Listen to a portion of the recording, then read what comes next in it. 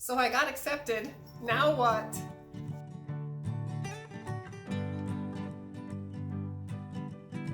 Hi there, welcome to the Upcycle Design Lab.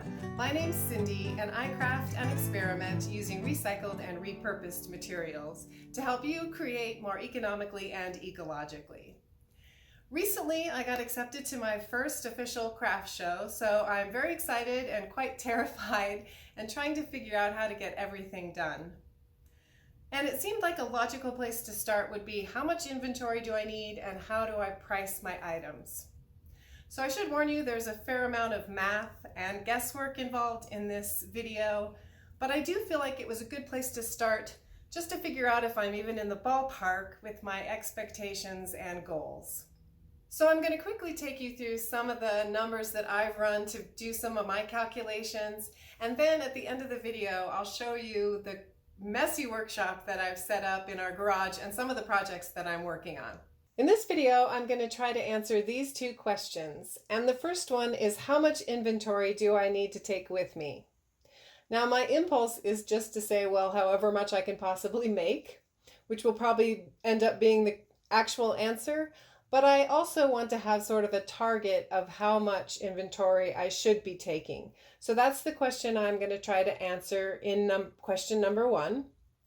And the second question is, what should I be charging for each of my handmade products? So I've been doing some research and trying to figure out how to answer these two questions. So let me take you through what I've learned so far. I have to say that these two questions are sort of the chicken and the egg questions for me, because I'm not sure whether you should start with costing out each item or whether you should start with how many inventory dollars you want to take with you. But for the purposes of this video, I'm just starting with 3 different methods that I found to determine how much inventory you should take to a craft show. And the first method is based on vendor fees. So what I read is that your goal should be to sell 8 to 10 times the entrance fee and then double that number for the inventory that you're going to take. Now, when I put this into my calculation, the numbers came out sort of astronomically high and frightening for me, but the vendor fee that I paid for my craft show is just under $400. So if I take that times 8%, that gets me to $3,200 worth of inventory that I'm supposed to try to sell, which seems like a very scary number. And then if you times that by 2, that means that I need $6,400 worth of inventory with me. If I take the percentage up to 10%, then they're saying I need to sell $4,000 and take $8,000 worth of inventory. And like I said, those numbers are pretty scary to me. But moving on to the next method is a sale based on just a sales goal and a dollar amount that you want to sell. And then they recommend that you multiply that number by 3 for the amount of inventory that you want to take. So for my numbers, I went very conservative on this. I am traveling to this show, so I also have travel expenses, and I've never set up a booth before, so I have a lot of new booth expenses and things like that. So I'm estimating that my cost for this whole silly endeavor is around $1,400. So if I just want to cover my costs, I need to multiply that number times 3 and take about $4,200 worth of inventory. And then as a conservative little number that I was trying to say, oh, if I made a little bit of money, that would be a great bonus. I'd make $600 selling $2,000, multiplying that times 3, I'd need to take $6,000 worth of inventory, which is still a pretty big and kind of scary number. The last way to figure the how much inventory you should take seems to me to be maybe the most accurate, but of course they're all just guesses and assumptions in some ways, but it's based on the attendance of the show. And the assumption is that you're going to sell to 1 to 3% of the attendees that come to the show. So after you need to figure out your average product, what your average product sells for, and then multiply that number by your expected sales and double it, which was, I probably explained that in a really confusing way, but let's go to the next slide and I can show you a couple of different scenarios that I ran for this particular method. So I've read that the attendance at this show over the 2.5, 3 day period is about 3,500 people. And I am just totally guessing at what my average sales per person would be. I ran one scenario at $20, and on the next slide I'll show you the scenario at $35. But based on these numbers, if there's a 3,500 attendees and I made a sale to 1% of them, that would only be 35 people. And if the average purchase they made was $20, that would only net me $700, which might be what happens, but we'll see. We'll see when I get there. I may not even sell that much. It's just a really sort of a scary and intimidating process, but if I multiply that by 2, I only need $1,400 of inventory to take with me, which is certainly a manageable number. If I sell to 3% of the attendees, of the 3,500 attendees, that would be 105 different sales at $20, which is quite a jump to $2,100 in sales, but then I'd also need to take $4,200 worth of inventory with me. So of course those numbers are pretty far apart. If I sold $2,100, I would be pretty excited, but as I said, we'll just have to wait and see what happens. So my final scenario here is just with a $35 average sale price. And you can see here again, 1% of 3,500 people is 35 sales times $35 is the 1,225 times 2 would mean I would need $2,450 worth of inventory. And again, if it was at 3%, I'd have 105 sales at $35 for a total of $3,675 in sales. Theoretical sales, of course, times 2 means I need to take $7,350 worth of inventory with me. And as I mentioned, some of these numbers are pretty mind-boggling and scary to me, but at least it gives me a starting point to figure out some of the volume and amount of things that I should be trying to take with me.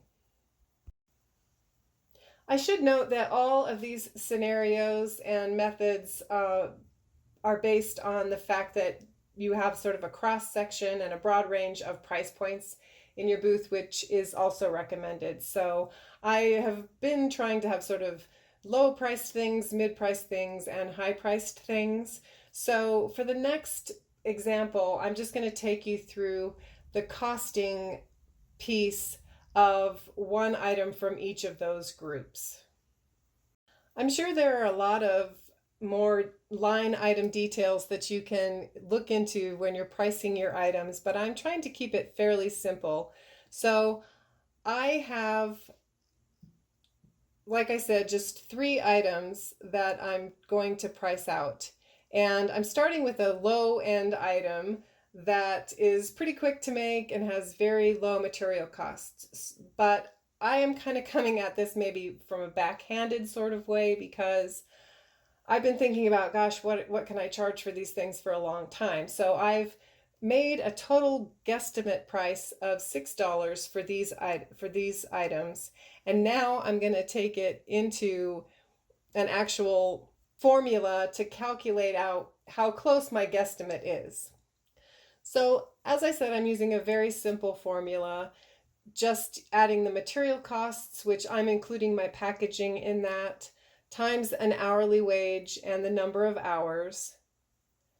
Estimated advertising cost is something they said you should have in there, and what I'm trying to do is just kind of cover my $400 booth fee because I'm not doing any of my own advertising. So I've just made a really guesstimate number on anything that I'm charging less than $20 for. I'm going to count as a $1 advertising fee, and anything I'm charging more than $20 for, I'm counting as a $3 advertising fee. And I'm hoping to have somewhere around, 250, 300, 350 single items. So I think that that number should come out to close to $100 or for the $400 booth fee. And then they recommend a profit margin of 10% to 50%. I already know I can't go anywhere near 50%. So in my examples, I'm just going to try to add in a 10% profit margin and see how close my guesstimates were. So for this first item, the earrings, my material cost was only 50 cents. I'm trying to pay myself a $15 hourly wage, and I can make a pair of earrings in about a quarter of an hour. So that comes out to $3.75. And as I mentioned, my advertising fee for something under $20 is just $1. So my total here is $5.25. And then when I add in a 10% profit margin, that adds 53 cents. So my total comes out to $5.78. So my $6 number is pretty spot on this particular item. The next item is this wreath kit that I'm selling, and my guesstimate number is $35. So when I run it through the formula, I have, again, a very low material cost. My hourly wage goes up is the same. My number of hours is an hour and a quarter roughly, which comes out to $18.75. Because I'm charging more than $20, I'm adding the advertising fee of $3, and that gives me a subtotal of $22.54. With the 10% margin, that's another $2.25, which gives me a total of $24.79, which is maybe something, so maybe I'm priced a little bit high on this particular item, so that's something to think about. And then my last item is on the higher end of the spectrum, and it's a large accent mirror, and my guesstimate price was $80. So my material cost is quite a bit higher on this item, and it also takes quite a lot longer to make. So I'm already, just with my hourly wage, I'm over what I'm asking for it. So I'm not entirely sure. It's very nuanced. So I may try to charge more for the mirror. I may just leave the other items a little higher so I can charge less for the mirror. But it is interesting to note that I am underpriced on this particular item. So just to recap, I think my numbers are not too far off. I was hoping to take about $5,000 worth of inventory to this show, and I think that's kind of in the mid-range of all of the estimates that I came up with. And like I said, I was high on one item, low on another, and spot on with my costing on the last item. So I'll probably run some of my other products through that same formula and just kind of spot check my pricing.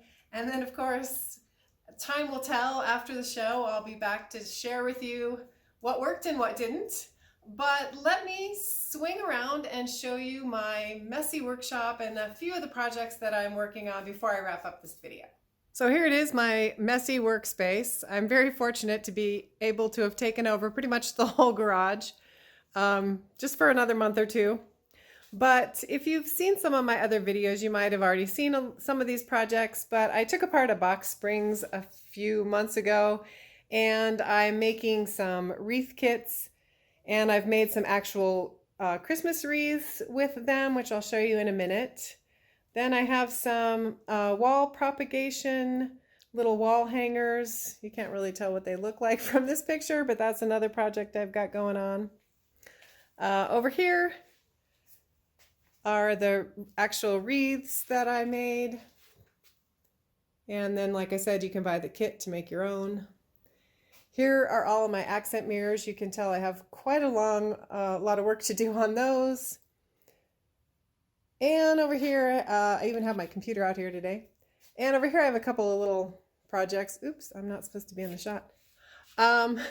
Anyway, little Christmas tree that I may try to make, my little bobblehead snowman guy here. And so I have a lot of nice workspace out here, and I'm hoping to get a lot of stuff made in the next couple of weeks. So I'd love to hear any feedback or comments that you have about my pricing or inventory numbers. If you're experienced craft show vendor, please feel free to give me some tips. If you have specific questions that you'd like me to try to find answers to about craft show vending, let me know that in the comments as well. Thank you very much for watching. Be sure to like and subscribe, and if you know somebody who might also enjoy this video, please share it with them. And I hope to see you back here soon in the lab.